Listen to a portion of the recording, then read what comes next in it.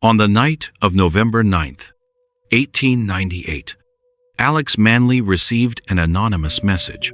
By dawn tomorrow, they will come, not to arrest you, but to kill you.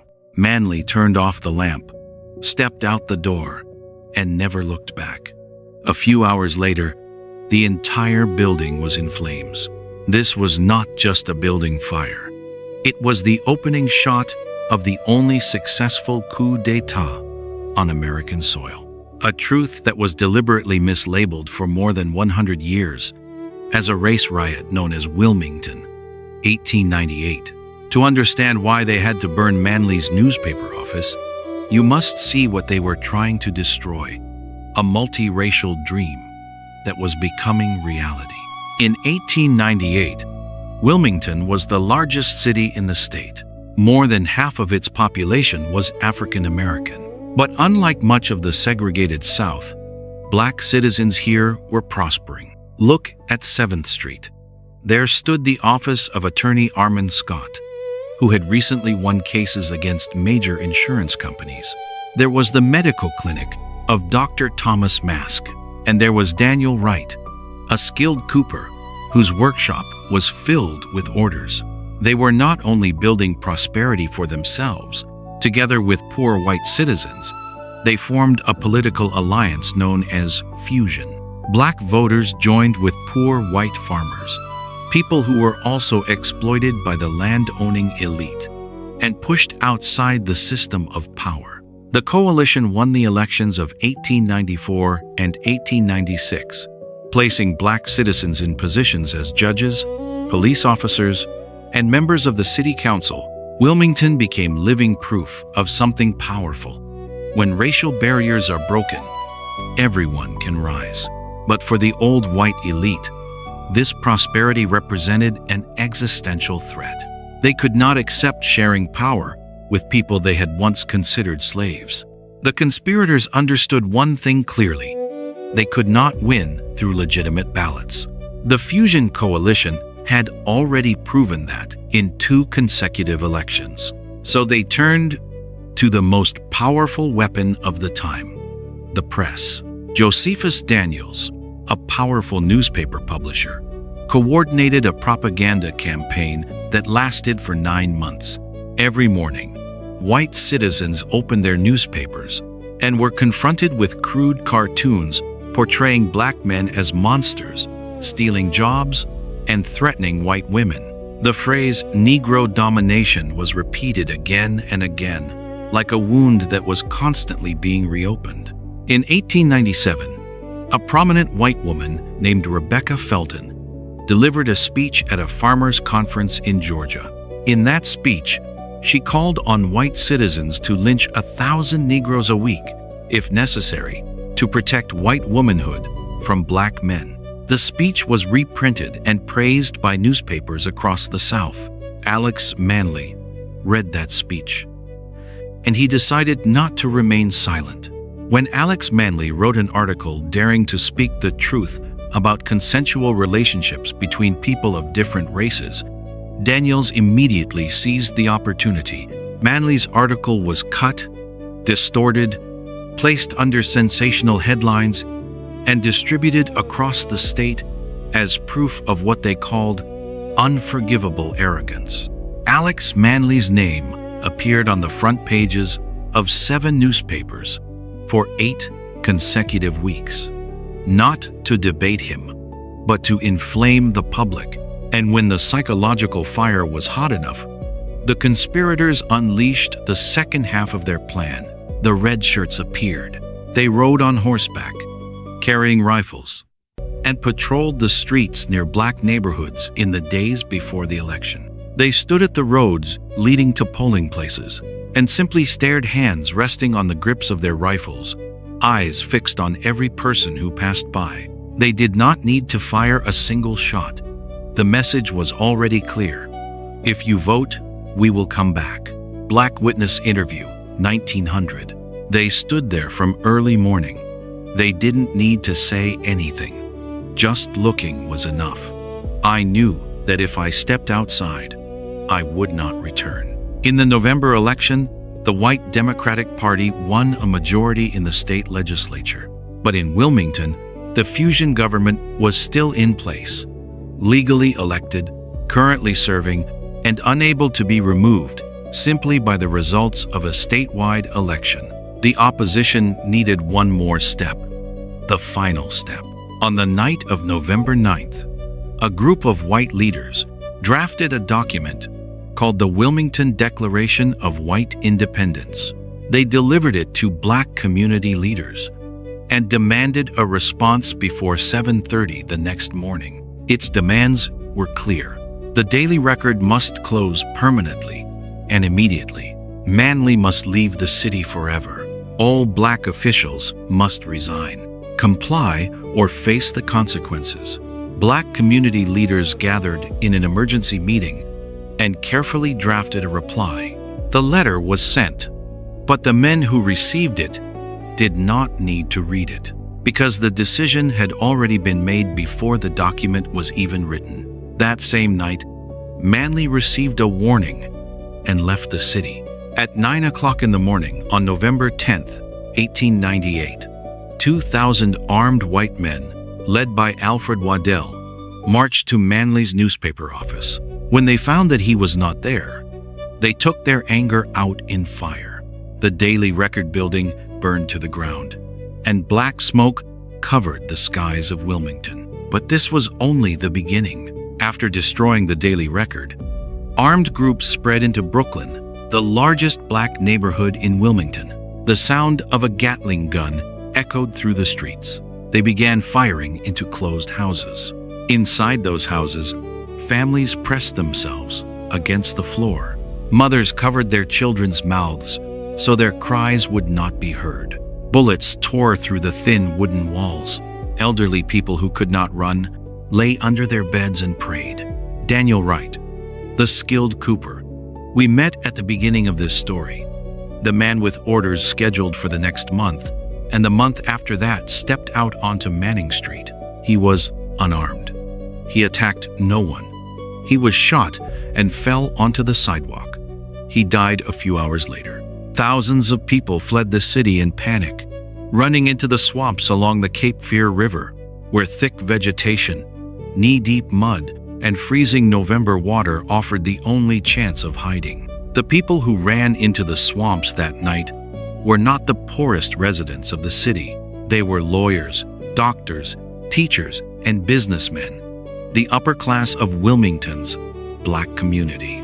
They waded through the mud in darkness, their polished leather shoes sinking into the swamp, their three-piece suits soaked through.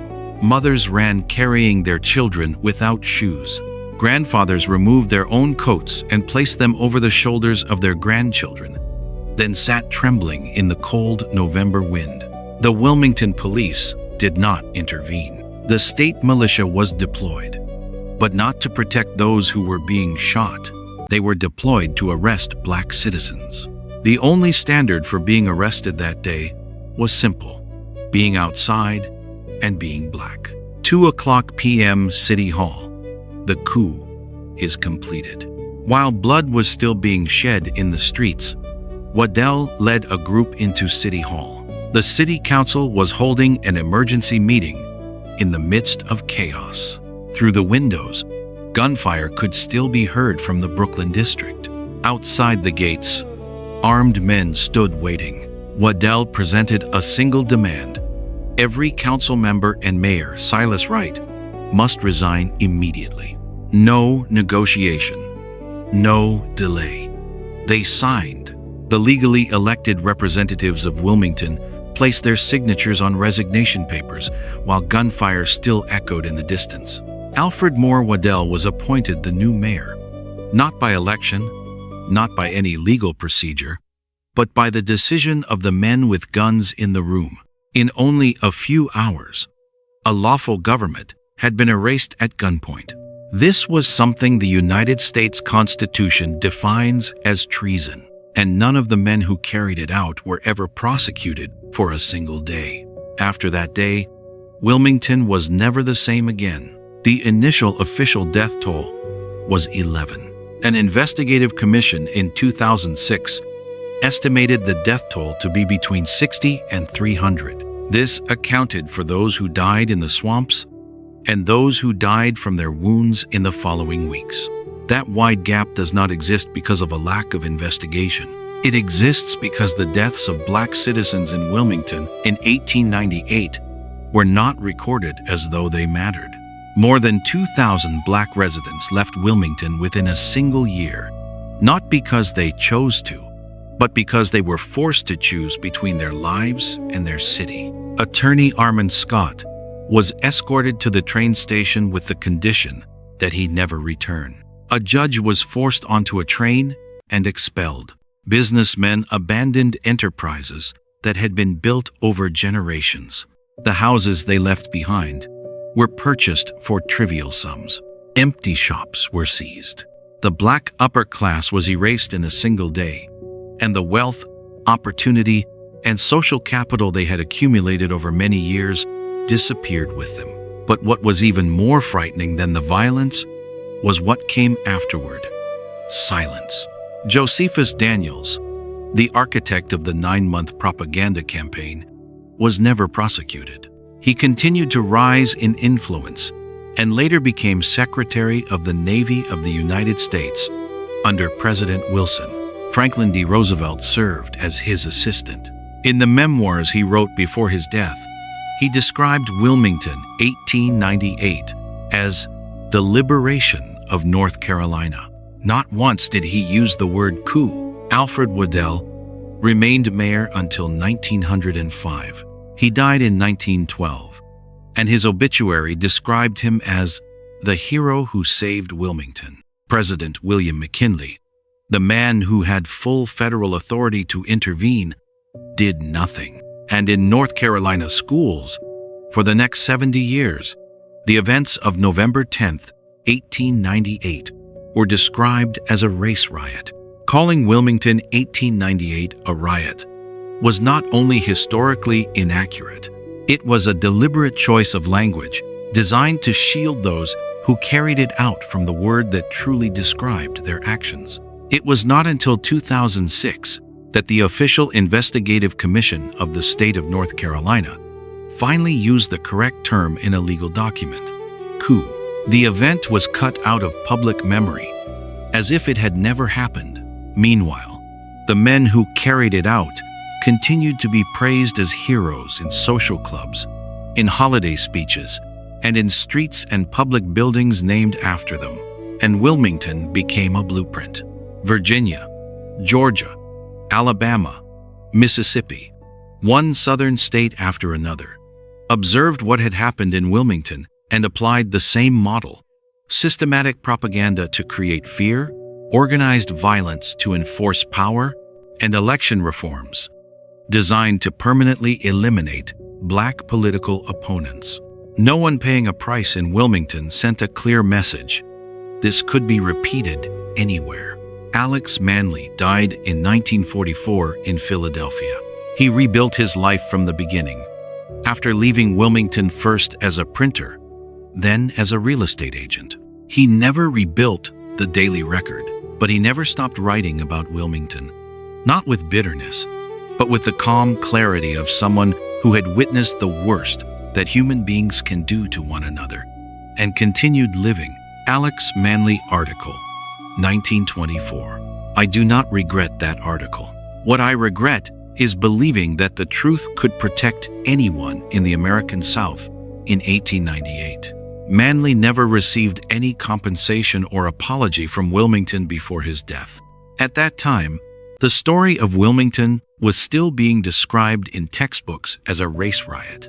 In 2021, 122 years after Manly turned off his lamp and walked out into the darkness, the city of Wilmington named a street after him. That street now stands exactly where the Daily Record building once stood, where the printing press was overturned, where the fire first began on the morning of November 10th, 1898.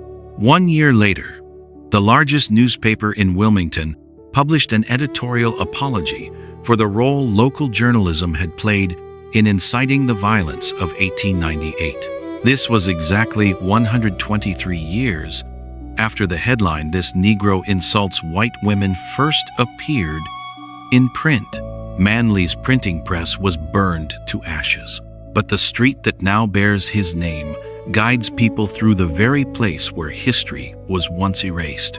The truth about Wilmington 1898 is not only about the past. It is a warning about what can happen when three forces combine without restraint: propaganda that manufactures fear, violence that enforces power, and silence that rewrites history. We tell this story not to reopen old wounds, but to ensure that the fire that burned on 7th Street, lit not by sudden hatred, but by a cold plan carried out over 9 months, will never happen again anyway. Thank you for listening. If you found this story meaningful, please like and subscribe to the channel to discover more important historical stories that are often left untold.